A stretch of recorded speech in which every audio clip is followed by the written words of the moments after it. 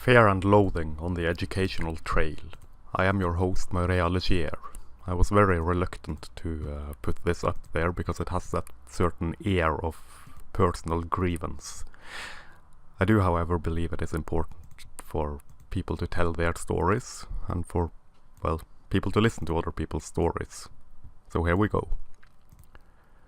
There is a certain level of dangerous absurdity or absurd danger in education.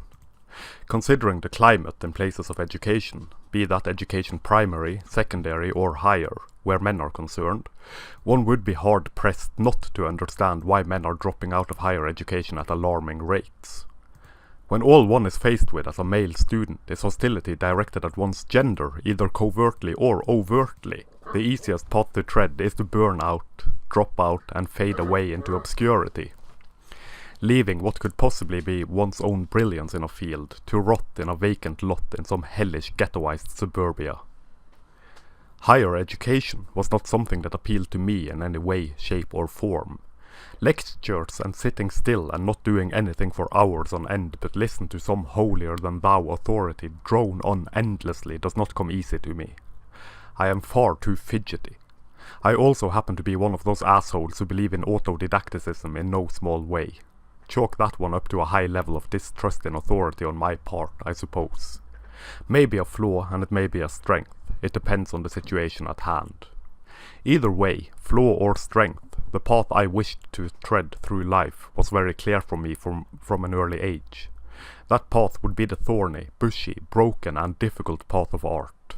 Despite my love of literature and my love of writing, I find visual art to be the most appealing to me, both aesthetically and practically. It gives my nimble fingers and fidgety nature something to do, and provides a fantastic outlet for whatever is going on in my ramshackle psyche at that moment in time. I believed, with all my thorny bushy pride and artistic integrity, that studying art would be suitable for my nature, all anti-authoritarian dreamery and eccentric shamanship. I honestly thought that this would be a haven for just such a repugnant freak as myself. Now, studying art in any academic sense was out of the question. Dry lectures on dry art history in dry halls with dry professors and dry paintings with dry interpretations beneath dry roofs of dry academic arrogance and humorless wisdom accumulated from dry and dusty tomes of prior dry art history did not appeal to me in the slightest. I wanted a practical approach to art, as I do in most things, a practical and efficient approach to life in general. This is not to say that there is no room for theory. Of course there is. I would not be reading and writing as much as I do if I did not place value on theory.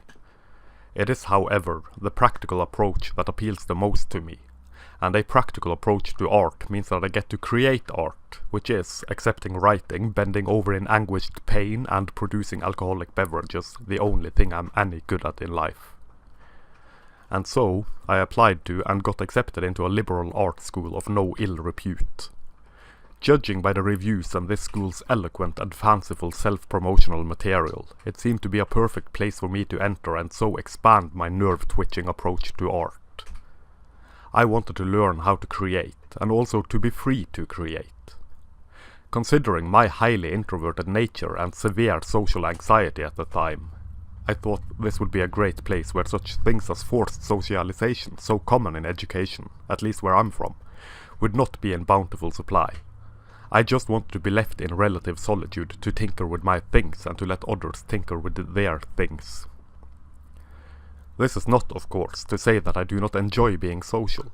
It means that I enjoy my solitude and enjoy the company of a few like-minded friends. There should not be anything wrong with this. And boy, how wrong I was in thinking this. Opening the doors into this school was a learning experience in no small way. I ascended the stairs, and in so doing descended into hell. This was prior to my red-pilling. At this point in time, through years of quite literally indoctrination and brainwashing from prior incarcerations in schools, I was a feminist. Why wouldn't I be, considering the hardships and horrors women had to face whilst men had it so easy through life that we literally had no issues? And if we had issues, it was due to other men and due to being men ourselves, which could easily be remedied by not acting like a man all the time. No easy task, to be honest, when one is born a man. Now, this self-defeating philosophy of feminism instilled into me a self-defeating self-loathing which I could not name at the time for the simple reason that I did not know it at the time. It is a weird thing to ponder, considering my current stance on the cosmic horror that is feminism. I was blinded by the light, and so did not understand that the light was only put in place to mask the darkness behind, beneath, and above, engulfing all of the light. It was presented in schools from teachers not the least bit ashamed nor afraid to present their own personal political beliefs as the grand truth, the whole truth, and nothing but the truth, so help me Jezebel. Feminism had been intravenously injected into our very young and eager minds as the only path to equality between the genders. A steady drip-drop of arsenic concealed behind blissful morphine, telling us that women had all the issues, men had none of the issues, and so boys must do all they can to make the lives of girls easier. There is no gender discrimination in treating girls better on a systemic level, we were told for years uncounted. Because that is nothing but leveling the playing field, don't you know, and that is all there is to it.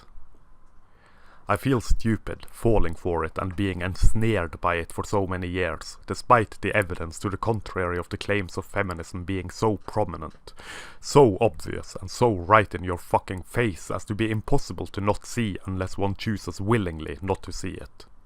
But that is the power of indoctrination. That is the power of allowing one ideology to become so powerful as to be virtually untouchable. That is the power of being able to hide the dark, evil, blood-stained beast behind the inscrutable saying, the holy no true Scotsman fallacy of not real feminism. As we all should very well know by now, there is no real communism, and there is no real feminism. But that's not real communism. But that's not real feminism. Spouted as sucker punch jargon all the while the world burns and people die and nothing is done about it due to ideologues being completely blinded by the light fantastic. It is a frantic, willful blindness to the vapid insanity of ideology slowly becoming dogmatic religion, cult-like in thinking and so infused with either-or pictograms that it crossed the bridge of fanaticism eons ago. In this school of art, I might as well have studied feminist dance therapy. I might as well have studied the eradication of masculinity. I might as well have studied shit under a microscope. Come to think of it, studying shit would have given me a far better understanding of art than my 2 years of art school ever would or could. For one very simple reason. Art was not the important topic in this school of art. Feminism, political correctness, and what would later be dubbed social justice warriors were. The very simple pleasures of doing art took the back seat as a sledgehammer approach to feminism took the front seat, riding shotgun with all the radical feminist theory one could ever hope to have dripped in one's ears and forced down one's throat, or up any other orifice of ill repute. Obvious disclaimer time. This is anecdotal. This is personal experience. I have no evidence to show for what I experienced, but a retelling of what I experienced. Looking to the stats, numbers and so and such in any area of education excepting only a few, will prove without a shadow of a doubt that men are dropping out of education. Looking even further beyond the rainbow-colored lenses of feminism and into the environment created on schools all across the Western world by the forces of feminism, and one will quickly come to the realization that my personal experience is an experience shared by many a man bold enough as to believe that studying a field will mean that they get to study in that field, give or take some details. Now, imagine if the world gave a damn about the experiences of men, be that one man as an individual or men as a whole. If that were the case, this blatant hatred of men would not be tolerated, would not be accepted, and would not be celebrated. And yet it is. And the furious forces that be have the gall to claim, have the auspicious audacity to claim, that we live in a world where only the voices of men are heard, to the detriment of women. What a wonderful, topsy-turvy, grand collapse of sanity one must celebrate and gather around to believe in this abhorrent nonsense when the evidence to the contrary is so obvious. That is what happens, I suppose, when one instills into impressionable young minds the damsel in distress trope and the chivalrous knight needed to save her. All the while complaining about the damsel in distress trope and the chivalrous knight needed to save her. And then daring to brand this as something new, when it is nothing but the same old expectations of gallant chivalry and male self-sacrifice we are so accustomed to seeing. Demands placed on men to help women at the sacrifice of themselves. Demands placed on women to help themselves and other women at the expense and detriment and social devaluing of men. There is expected responsibilities for men to carry all the burdens of the world and then some. There is expected freedom for women to place all the burdens of the world and then some on the tense and fractured shoulders of men, instead of responsibilities and liberties being shared. All this granted by the holy goblin ghost of feminism, whose stout and stalwart onwards march into the midst of our civilization have made them able to seize the means of production and create a global mythology that sees them, and only them, as the only force striving for equality, even when that equality means female supremacy, the hoisting up of one on the shoulders of the other. This trickling down into our schools and then into the minds of pupils and of students is incredibly dangerous. It leaves no room for nuance, teaching only the absolutist thinking of feminism and portraying not only men but masculinity as a whole, as the one destructive force in our world, the only negative and the core reason for all our woes and terrors. No Pandora's box here.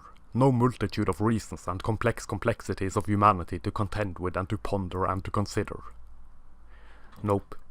Only men as the problem. This it is, and nothing more. But I digress. The first 6 months or so in this school went fairly well, all fanciful introductions and clever displays of look how free form and free we are, how open-minded and so and such. Of course, the feminist rage and hatred was very prominent, constantly boiling beneath the surface and a layer of scum, popping ever so often to the surface in swift and fell swoops designed to shame the men therein for being men, evidenced by needless meandering and monologues from the teachers, not labelled teachers but educators for some reason, when they were to showcase their art, all ferocious feminist fancies and ill-conceived vapid silliness brought on by what I can only deem a wish and a longing to be oppressed and persecuted for their gender were they female, or a longing to prove themselves worthy men were they male. After a while, it became obvious that the progressive stack was in full fucking force within the walls and sheltered halls of this institution of indoctrination. Or, that is to say, it would have been had I the words to explain the situation and the madness at the time. I did not, and though it felt wrong at some visceral gut level, I could do nothing but nod in dumbstruck agreement, to go with the flow of cerebral nothingness shown in so-called art and in so-called introductions to art where they, as feminist virtue signalers are known to do, could not shut up about gender for more than 3 seconds at a time, using gender and political leanings as the basis for their judgment of art and not the work of art in and of itself. I am doing my best not to reveal the identity of anyone. My gripe is with the ideology and with bad ideas, not with individuals. As a general rule, I am not interested in going after individuals. I am interested in going after the ideas and the ideology, as that seems to me to be the best path to tread. Keeps me out of trouble, and it keeps others out of trouble as well. I find myself hard-pressed, however, in this instance, as revealing the position of certain teachers within this school might also reveal their identity. Thus, I stay away from revealing their positions as well. I think that is only fair. Things turned on their head around the 6-month mark, and the hostility towards men became more tangible. An electric buzz tasted at the tip of my tongue and in the back of my throat as the blood rose and the fever worsened. A madness seemed to descend upon the school, all gripped in the holier-than-thou attitude of being untouchable, and as such allowed to say and to spew whatever they wished, as long as it was said and spewed towards men, capitalism, and some perceived beast of right-wing leanings. I think one anecdote is good enough to paint a decent picture of the goings-on. my art tend to be fairly personal. This is usually done to battle personal demons. Of course, I do my best to make the art look beautiful and to be relatable to those who view it as well.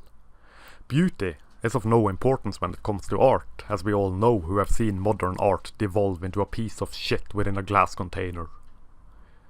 I had done some drawing or other of a personal nature, drawing on my experiences with severe insomnia, only to be met with the judgment from one of the teachers that it was so personal that she felt sick looking at it.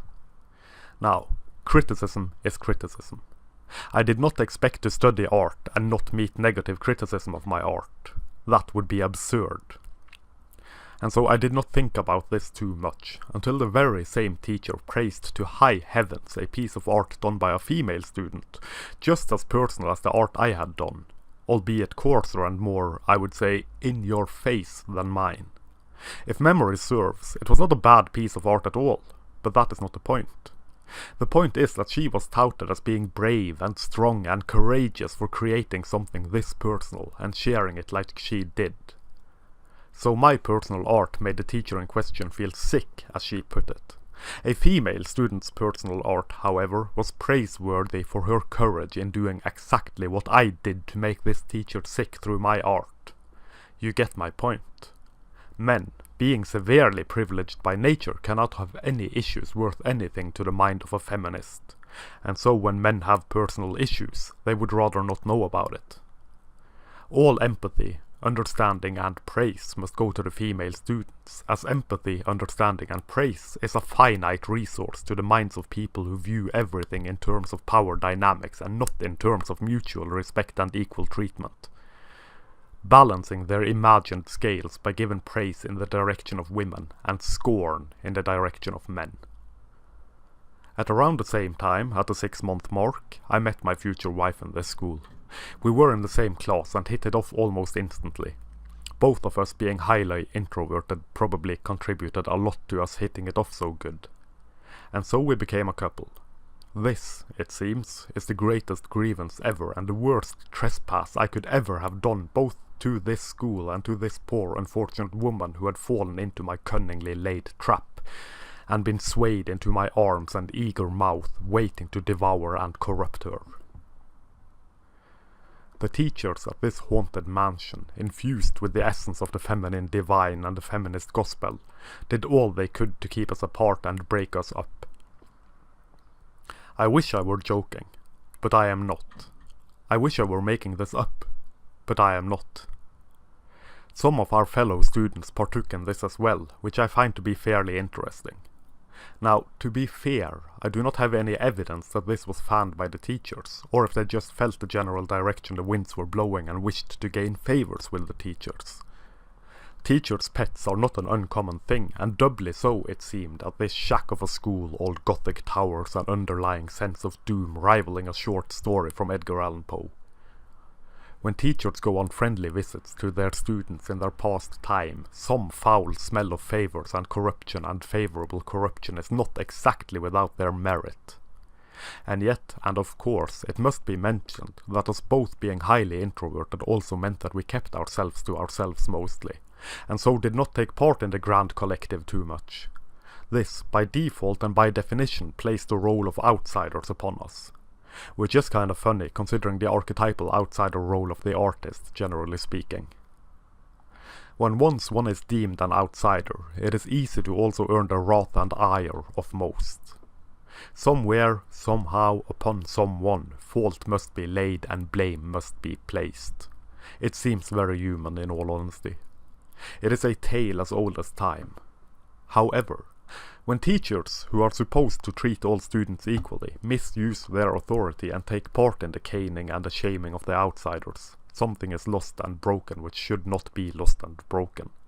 And I would dare make the claim that it is not the job of teachers to meddle in the personal life and affairs of students. In particular when those students are of age and are mature and so should be left alone to do with their lives as they wish to do with their lives and with their time of study as they wish to do with their time of study. As long as whatever is supposed to be done in study is done, that should be the extent of their meddling. This was not the case. and the mutual introverted natures of my future wife and myself were enough for the teachers to pass judgment most foul upon me for being a man so horrid and so offensive as to dare be in a loving relationship with someone of the female persuasion. As time moved on, the hostility became ever more apparent, and so did the attempts to keep my future wife and me apart. I could go on and on about lectures, supposedly about art, bringing up feminism and male-female power dynamics and the horrors of masculinity ad infinitum. I could go on and on about the shaming of men, so common now and so common then.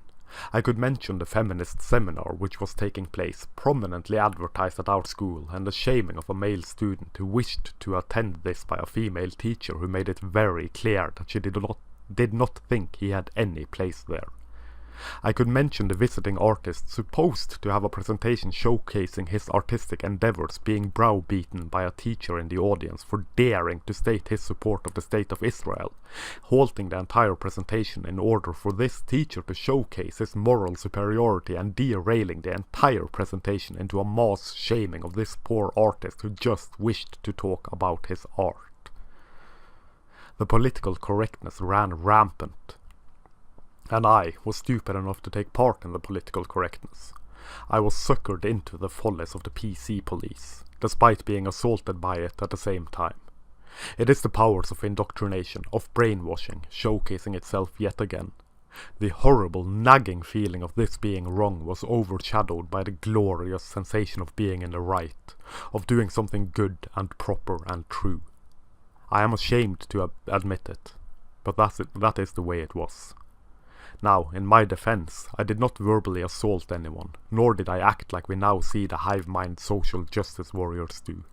I did not reach that point of insanity, not by a long stretch. But the foundations were there, laid down after years of schooling, showing no nuance and teaching not a semblance of critical analysis of a situation. I had to learn that on myself. Lucky break of random chance, then, that I am a strong believer in autodidacticism, and so read ferociously and feverishly all manner of books and articles critical to the school of thought driven and promoted and in many ways owned by the feminist hive mind. Lucky break of random chance, then, that I should suffer this horrible treatment by feminism insisting they work for equality but showing quite the contrary, and so making me doubt the very foundations of my education up to and including that point in time. Lucky break of random chance, then, that the feminist hive mind behave the way they do, and in the manner they do, so as to make someone like myself who was so ensnared, so shackled and chained by the programming break free from the programming by witnessing them doing exactly the opposite of what they claim to do. The roots of my eventual red-pilling draw their sustenance from a year studying feminist dance therapy, by which I of course mean art. At the start of the second year, the teachers at this school quite simply refused to give me any feedback on my art. I received no guidance, no education, no feedback, no nothing. I was, it would seem, unpersoned, a non-person, a non-existent nuisance, a blemish on the gigantic asshole that was this school. My crime was being introverted and having a girlfriend who also happened to be introverted. This was made very much evident at the 6-month mark of the second year at this school, in which each and every student were supposed to have the art they had produced during the previous 6 months evaluated by the masters of indoctrination and feministing. I produced a fairly decent amount of art, some good, some of it not exactly good, but quite a lot to be evaluated nonetheless. And so I brought bags upon bags of my art, as well as some short films I had made into the Hall of Judgment, prepared to be taken behind the shed and shot like some mongrel dog. What greeted me behind the doors of this elusive Hall of Judgment were 2 teachers who quite obviously had conspired together and laid plans for their strategic assault on me as a person. Not my art, not my output, not my creativity, but me, myself, and I. What followed was a long lecture on how wicked I was in not being social enough, and in not being social enough also forcing my girlfriend to isolate herself from the rest of the school, for 60 minutes, give or take. It was a completely pre-planned, fervent assault on my horrid character, the patriarchal oppressor doing all in my power to oppress my would-be wife in the most horrible way possible. That is, by refusing her to mingle and be social with the rest of the over-social, mad and positively overacted, gleeful scoundrels at this school. It became obvious after 5 minutes that they were not in the least bit interested in viewing my art. Not at all. They were there to judge my character.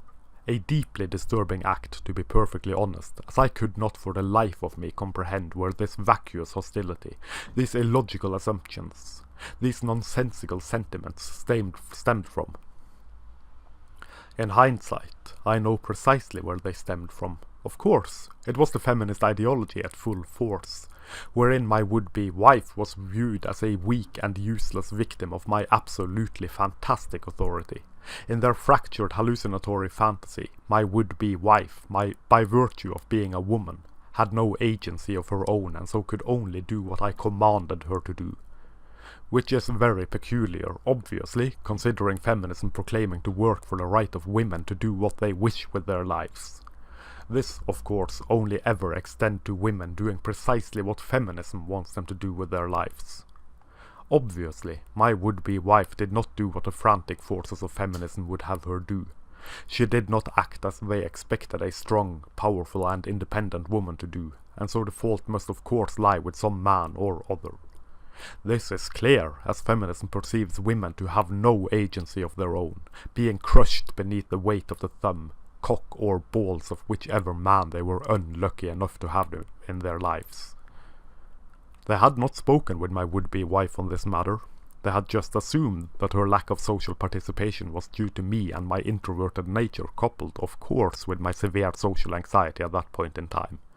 A social anxiety, I must add, which I thought would be remedied by forcing myself through studying in some place I believed would be good for my mental health. Obviously, it was not. It made it far worse. At the very least, it laid bare the view feminism hold of both men and women. As the highly moralistic assault on my very character continued, all I could do was stand there in jaw-dropped silence as these two pre-programmed androids kept lambasting me with this and with that, having no mind or no concern for what they were actually supposed to do. It was clearly pre-planned, wolves circling their prey and slowly, ever so slowly, closing in for the kill. As the assault neared its end, they suddenly remembered what they were there to do, that is to say, what they were actually receiving fucking paychecks to do. With one swift swing of the sword, with a baring of the teeth, one of the synthetic wolves snarled that I should show some of my art. I showed one piece, which was, with no exaggeration, laughed at, loudly, mockingly, childishly. That is one piece out of probably 50 or so which I had brought with me, expecting to have reviewed and judged on their merit. Now, obviously, this mocking laughter combined with the scorn and the shaming I went through in this hall of judgment did not exactly fill me with high spirits and some hope for what the morrow would bring. Quite the contrary. I do not think it unfair to assume that in a review of one's art, one would expect to have one's art reviewed. I do not think it unfair to expect a level of professionalism from supposed artists posing as supposed teachers at a supposed good school for studying art. I do not think it unfair to assume that the personal and or romantic life of students should not be scrutinized by moral busybodies with no grasp on reality and no understanding of anything but their own preconceived notions, their own pre-programmed ideological definition of male-female power dynamics. I do not think it unfair to expect to not meet this level of hostility, to not be met with baseless assumptions in regards to my own romantic relationship, painting me as some horrible oppressor and my would-be wife as some horribly oppressed poor damsel in distress needing the teachers to save her from me and my forcing her not to be social. Especially not when the only thing that was supposed to be reviewed were my art, my work, and the sole fucking goddamned reason I was in this hellhole to begin with. As this was completely unexpected, I could do nothing but stand there and feel that old sense of dread, that anxiety welling up and coursing through my body and my mind as blasts of misplaced adrenaline ran through my body, numbing my skin and my mind and my senses and clouding my comprehension of the situation at hand. Were I not as anxious as I was back in those days, I would have done something or said something or complained or, well, whatever.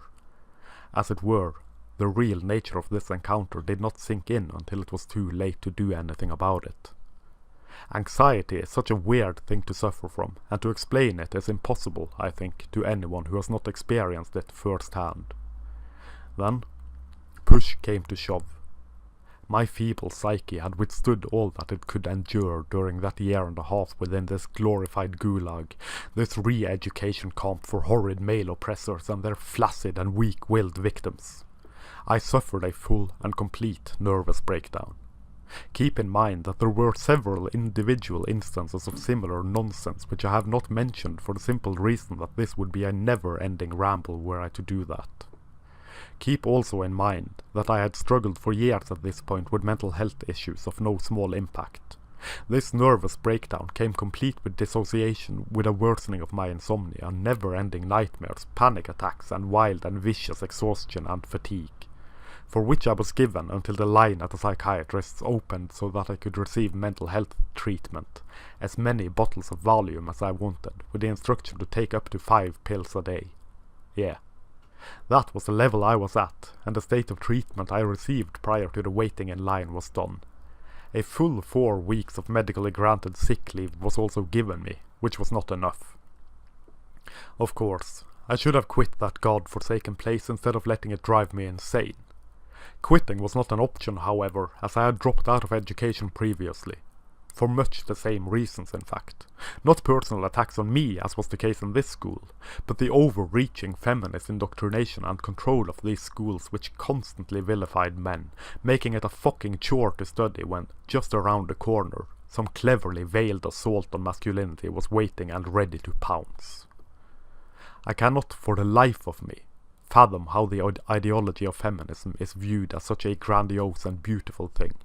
Its most ardent followers are quite clearly living within a world of their own delusional design, wherein all choices a woman makes, if not done in a manner accepted by feminism, must mean that a woman is oppressed and unaware of it herself, being too weak and too frail and too stupid to be aware of it.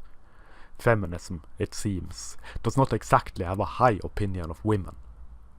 At the same time, I cannot fathom the depths of unthinking assumptions being made by feminism wherever men are concerned, painting men as all-powerful and, in being all-powerful, corrupted by their own power to such an extent that they do not see their power for their, well, power, which clearly causes all men everywhere to oppress women, even if they don't mean to do it.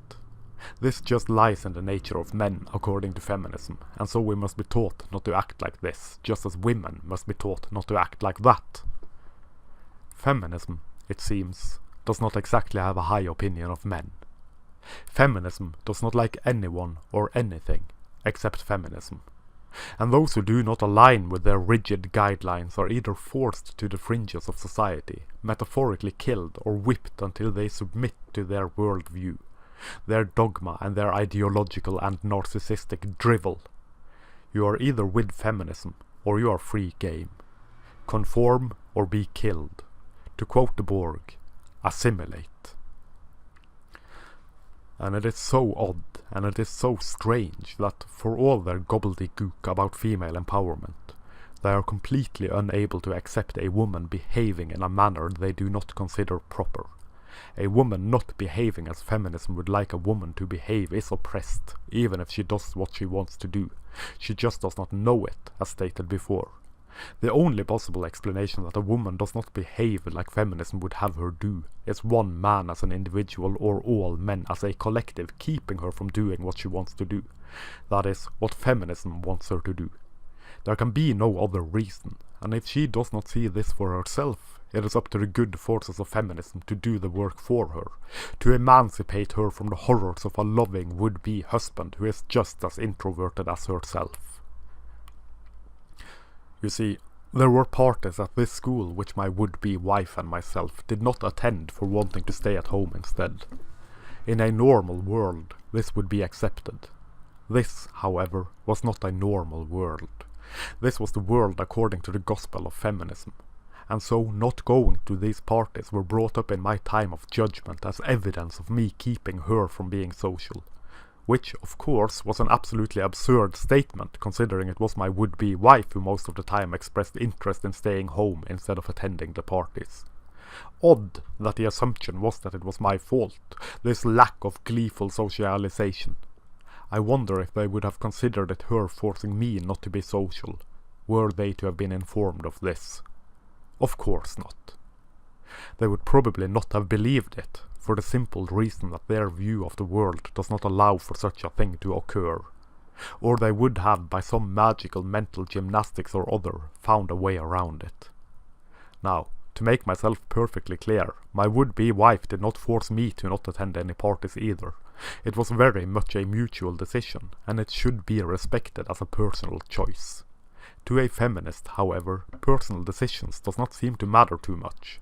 The personal has to be political, even when the people involved don't want it to. Especially does not matter when some victim and victimizer power play can be manufactured to their heart's content, power fetishists as they seemingly are. It seems the only thing that brings any form of meaning to their dishevelled lives. Now, of course, that is just me being mean. I am sure they find lots of joy in other things, like for instance filming 3 women standing on a bridge pissing, forcing us to watch it and calling it art. Luckily, my time at this school came to an end and I attended the graduation ceremony such as it were, stoned to the max on volume and being almost unable to complete structured thoughts due to long periods of sleep deprivation and the wonders of volume turning me into some weird and pervertedly enlightened benzo Buddha.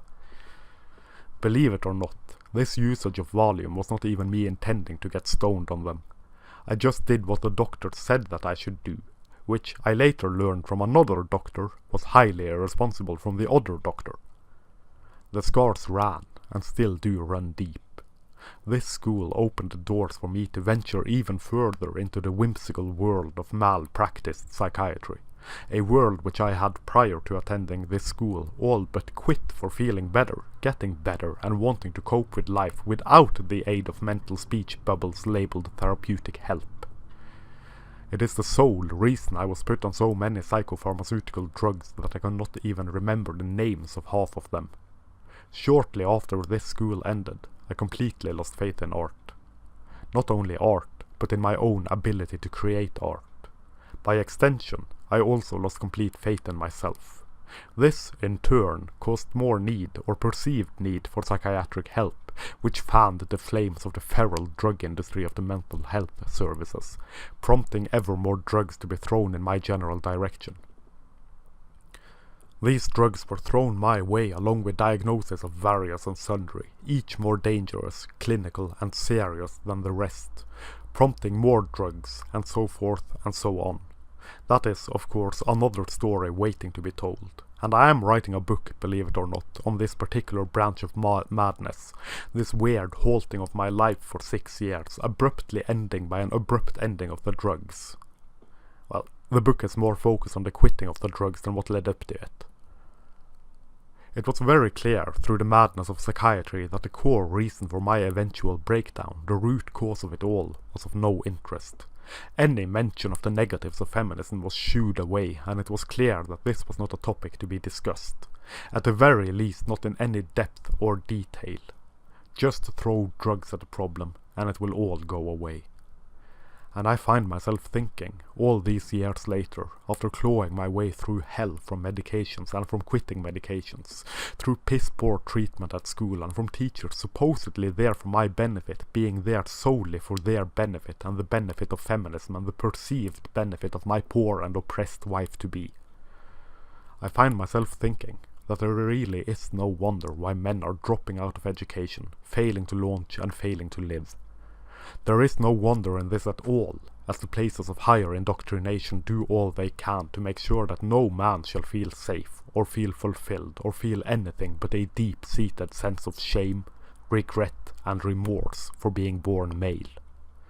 Feminism has dug its claws so deep into the skin and neural interface of education that they cannot be removed without tearing the skin, ripping the flesh and damaging the nerves. Without tearing it all down and rebuilding it without the political indoctrination, the call for ideological purity, the unopposed forces of feminism so prevalent in any and all corner of this throat-tearing silliness called education, it cannot be saved. At the moment, it is only men paying the price. In just a few years, however, it will be all of society paying the price. I paid a not insignificant amount of money to attend this school. This, I think, is akin to having to pay for the rope to be used when one is sentenced to death by hanging. It is having to pay for the toxins in one's lethal injection. This school did, directly and indirectly, mess up the trajectory of my life in no small way. It brought me 6 years of complete and utter drugged-out apathy. Why should any man wish to do this? Why should any man be forced to do this? To pay in order to be told that they are evil incarnate, that they are doing nothing but causing distress to all the women around them. Why should any man pay to go to a place of learning dominated by women to be told that that more must be done to get women into higher education, despite women making up a severe majority of students in higher education? Why should any man pay to be, in short and in essence, discriminated against for their gender? It does not make any sense.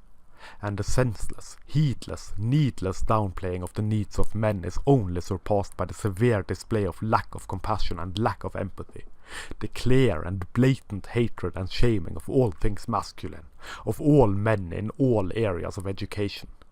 And this is labelled as a quest for equality. It makes me sick to my twisted stomach and trembling esophagus. It makes for a better grasp of oneself and one's sanity, such as it is, to not partake. It is a survival tactic, this, to not study, to not attend higher education, to not attend education at all, but to fade away and burn out, a flame being snuffed before it managed to burn. A candle that burns twice as bright may very well only burn half as long. A candle that is snuffed before it is allowed to burn does, at the very least, not stain the carpet with melted wax.